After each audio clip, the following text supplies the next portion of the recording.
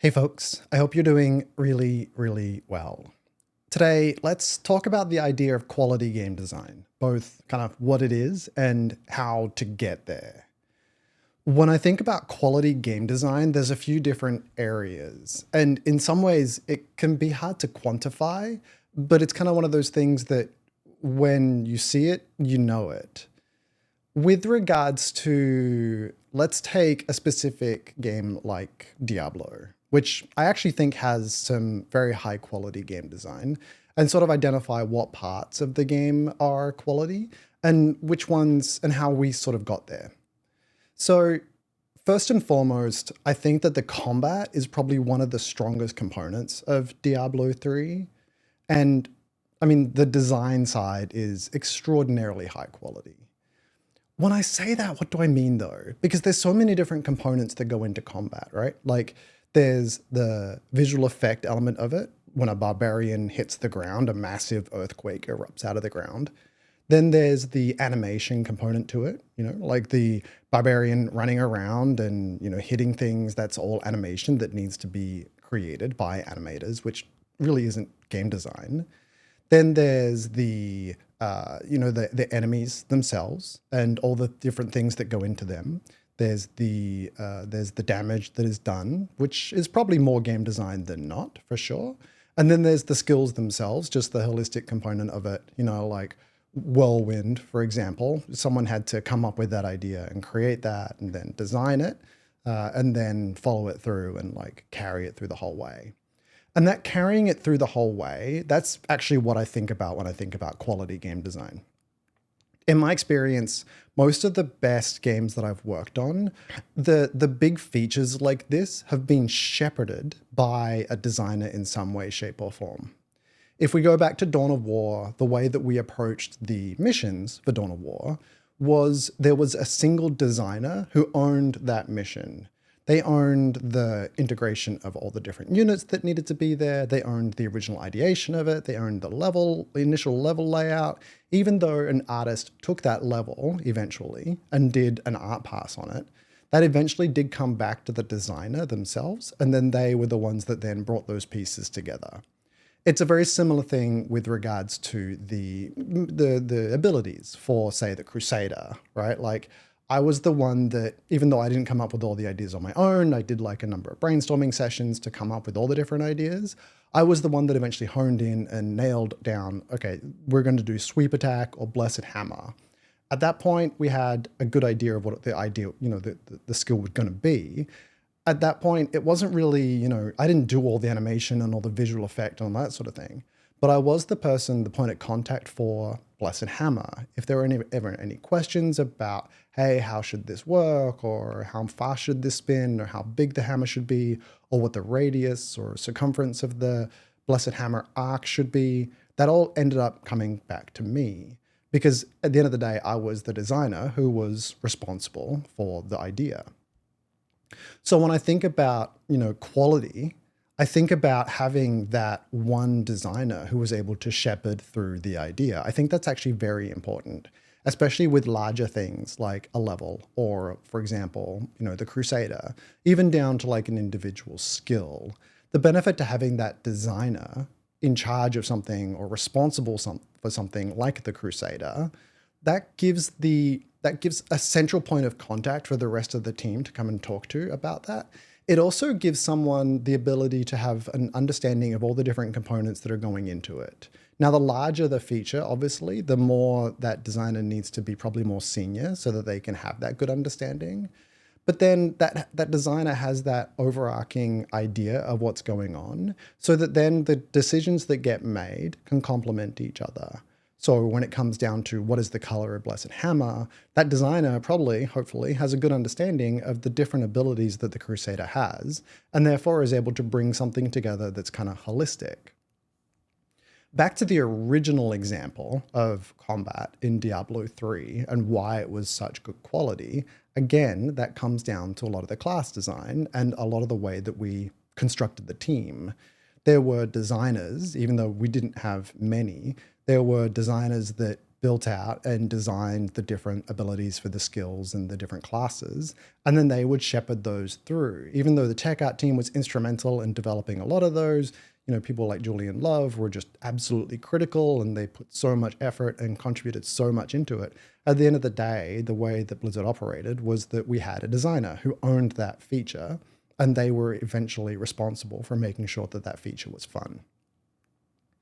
So that's like the structure component of it. But then how do you get to the actual nitty gritty of it? Like when the rubber hits the road, because there's the idea, right? And having the idea and the idea be quality is very,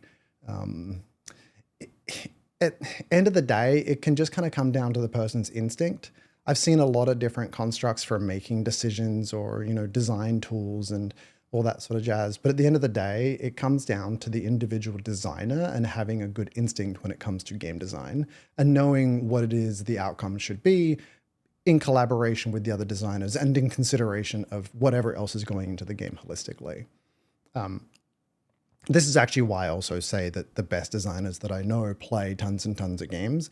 And this is also why whenever I do a what games am I playing, you'll see like a massive list. It's not like I'm playing just Kingdom Come Deliverance 2. There's also like a ton of like indie games in there as well, because I'm always looking for other ways to inject other ideas into my process. So there's the idea component, and a lot of that just comes down to the seniority of the designer, the general quality and competency of the designer themselves. There's also an amount of, how the rest of the game has come together, but that's a bigger picture component. Then there is the day-to-day. Now, when it comes to getting quality design, like something like the Crusader, the best way to get to that, I actually call that, instead of quality, let's call it polish. Because that's, at the end of the day, fundamentally, that's what it is. It's opportunity to polish the thing and get it to a point where it feels really, really good or looks really, really good, or the numbers and the balance tuning is really, really good. And by really, really good, I mean it's serving the purpose of what the design is intended to do. With regards to a mission, the design intent is to deliver a component of the story, to provide players with 30 minutes worth of like engaging mission content and combat. Maybe there's, elements of training or, teaching or unlocking a new building or unit there that, there's a component of teaching and education. But at the end of the day, delivering that, what is fun is basically like achieving the goal of engaging the player in an effective way. So then the polish component and how much time a designer has to iterate on the individual component that they're working on, there's a direct correlation between that and how good the end result is going to be, how quality the end result is going to be. Let's take this is actually why World of Warcraft, I think, is actually so highly polished, because the ability to iterate is extraordinarily high on that product. That doesn't just come from time though. Now, typically that does, but especially when you're dealing with most of the tools in the industry. But with the World of Warcraft editor, the opportunity to iterate is insanely high because the speed of iteration, of making a change and seeing the result in the editor to what you were working on, is almost instantaneous for the majority of things in the game. What this means is, let's take an example. Let's say someone was building something in Unreal or Unity. Let's say they're building a single player level, and the way that they've built it out is that it's fairly linear, and what they're trying to do is tune the spawning of an enemy creature when you get to a certain point in the level that's a few minutes in. The tuning there, the best way to accomplish that is to change the number. So change the opportunity, like whenever the player enters like a trigger, then the thing is spawned. So move that trigger around or change the location or change the delay or something along those kind of lines. In order to test that, the player might have to load up the beginning of the level, play through the level, fire off the trigger, see the enemy spawn, and then go, oh, that's not right. Make a small change and go through that entire process again. There's also a good chance that there has to be a build time in there as well. So the change might happen and then there might be a delay because the player needs to make a build, the developer needs to make a build of the game. If that takes a few minutes, The reality is there's only so many times that developer is going to tune the spawning time of that enemy before they just go, that's good enough. I've got to move on to the next thing. Especially if it's in professional development where you have a timeline or like some sort of crunch. I'm not saying that indies don't have some sort of crunch, but at the end of the day, like if you're basically, you've got a day to implement this one feature before your boss gives you the next thing to do, or you know that you've got the next thing to do tomorrow, you're only going to spend so much time iterating on that. If there's more opportunity to change that, and there's more opportunity to like go through iteration cycles, the more likely it is that that spawning of that enemy is going to be polished, and it's not going to have any kind of like weirdness about it. It's not going to, you're not going to be able to see it pop in, or maybe when the developer is like working on it, they realize, hey, it'd be cool if there was an effect here or something, so they can add that in. Those things are done through iteration and through like playtesting it again and again and again and again and again. They're not done through, like, nothing in game development is done once and done. There's no such thing. Every time you do something, you develop it, you make it, you test it out, you go, well, that's terrible. And then you redo it and do it again and again and again. The more opportunity you have to do that again and again and again, the higher the end product, the higher quality the end product of that design is going to be.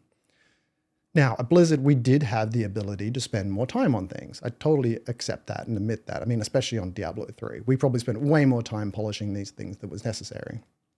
But you can see that result in the combat. It wasn't a situation of like running around with a barbarian and casting Whirlwind or casting Leap, and then being, after the first 2 or 3 iterations, being like, well, that's okay. It just needs to be good enough. We're going to move on. It wasn't like that. It was a lot of work in order to get it to that point. A lot of iteration, a lot of discussion around animation interrupts and making sure that the frames were exactly correct so that the interrupt timing was perfect, and so that when you landed on the ground, you could like get back up and start moving into the next thing. There's a lot of discussion around like, how do we do priority queuing for abilities, right? Like, and all this stuff happened because it wasn't just a one and done implementation. This was probably the biggest lesson that I learned moving from a company like Relic to a company like Blizzard. Blizzard certainly had the affordance to do this, but Relic never even really considered it, to be completely honest. I mean, we probably wanted to, but the reality was that our timeframes were extraordinarily tight. Like on Dawn of War, building out a mission, you had 4 weeks. You have 4 weeks to build out this mission, to get it done. And then you rarely, if ever, went back to that mission once it was past that first pass. So 2 main things when it comes to achieving some sort of quality design, more like leaning towards professional development environment. My suggestion is to identify strong designers. They don't have to be seniors, but they do have to be quite strong and have good instincts and the ability to communicate with other people very well. They have to have the ability to communicate what that vision is and then inspire or influence the other team members in order to achieve that, and give them ownership of a feature. It doesn't have to be a large thing like the Crusader. It can be a small thing like an individual unit in an RTS game. But the more you can identify which designer owns that feature, the more the holistic vision of that feature will fit into the rest of the product. And secondly, iteration. The more ways that you can unlock the ability to iterate through your game and polish components of it faster, rather than sitting there staring at the screen or watching YouTube while a build occurs, the more likely you're going to have an opportunity to like cycle through your game and test out and try these things. So when you are building something, pay very close attention to how you're setting it up so that you can play test these things as fast as possible. If there's no way around the idea of like, hey, I just have a build time, then maybe trying to figure out a way to componentize your game out. If you are building, say, a single player horror game, and it's all about opening doors and going through them, like the game Doors, well, build that out in such a way that you can spin up a room without having to play through 13 doors, like find a way to be able to spawn in and simulate what that 13th room is going to be without having to go through the rest of it. That's going to then allow you to jump in and playtest and playtest and playtest that 13th room. it takes a little bit of forethought or potentially even reworking of the game components or like the structure of it, the architecture of it at a certain point.